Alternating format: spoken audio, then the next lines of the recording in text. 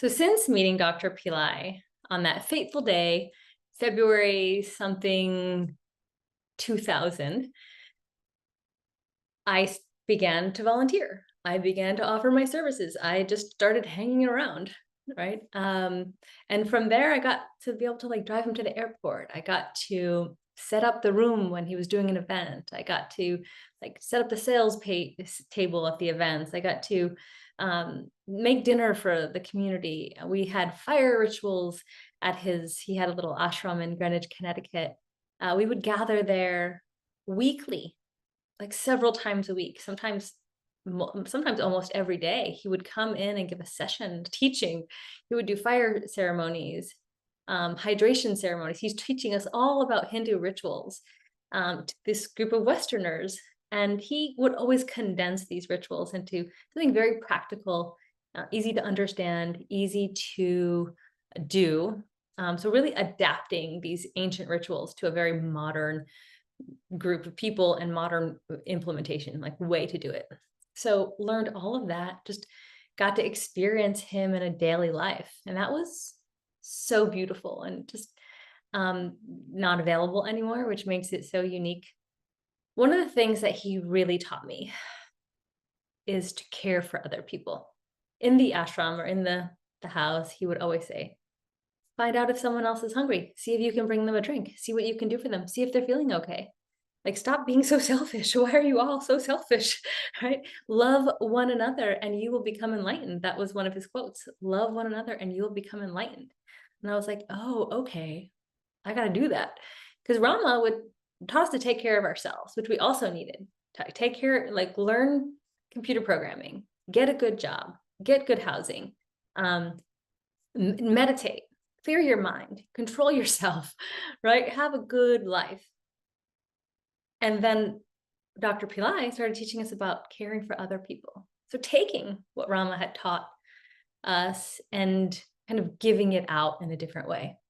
Now, Rama also set us up and said, all these, whatever contributions you're making to my organization will be used to perpetuate this American Buddhism that he had been creating. And that will be our good karma, like our pay it forward. So he did that in a different way. Dr. Pillai does it in a different way, more hands-on in terms of us taking that teaching and implementing it in your everyday life. Look around you. Who needs help, right? Feed the hungry. So anyway, I'm volunteering. I had been working for a variety of organizations, professional organizations, thanks to Rama's, education and guidance. I worked for Oracle Corporation. From Oracle, I was a consultant and worked for a variety of different organizations, Pepsi company, a lot of different local and state governments, because I was a consultant, so I got moved around quite a bit.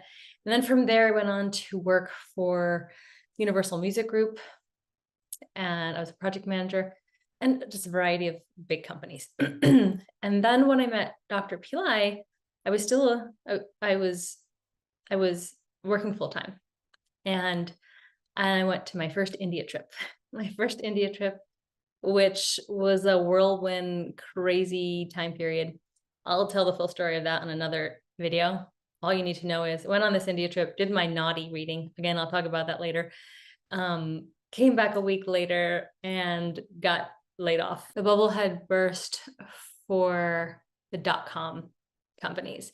And so they were laying people off, and I was one of those people. And I was like, well, dang, I just went to India to change my karma. Like, I guess it's changing. So I felt confident that this was all for the good, but it never feels good to be fired. But I had severance and some weeks of pay, and I thought, okay, I'm going to go for it. I'm going to go get a contractor, become a contractor, independent contractor, which I'd never done, which all the other Rama students had done. They had been making big money. I played it safe.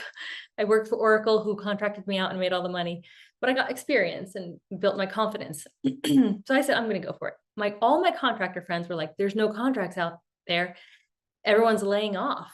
Like, it's not going to happen. And I was like, well, I don't care. I have faith. And I knew that something would happen. And I prayed and I chanted mantras, and Dr. Pillai taught us mantras and the manifestation process. And 6 weeks later, I got a job making 80% more than what I was making full time as a contractor when there were no contracts.